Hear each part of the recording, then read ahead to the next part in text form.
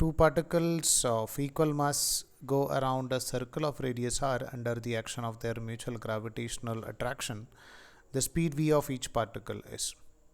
So over here we can just consider that there is a particle over here and another particle somewhere over here, and go around a circle of radius r. So we can just consider that there is some distance between them. So this will be the center of these two masses. So we know that they are going to attract each other. So this m is going to attract this one with some force F, and this m is also going to attract with the same force. And they will not move towards each other. There are two possibilities. That one thing is that they can move towards each other.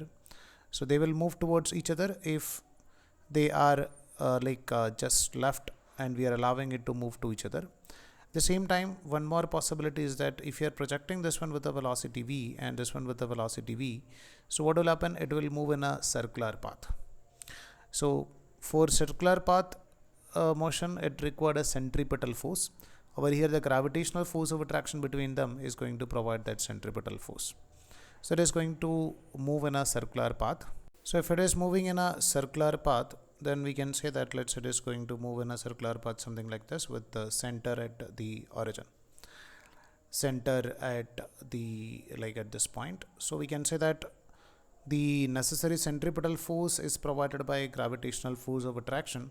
So we can write this F, or gravitational force of attraction, becomes equal to G m into m, which we can take as gm square, divided by distance between their masses, or distance between these two masses is 2r. So 2r square should be equal to the centripetal force mv square divided by radius, which we can take it as r.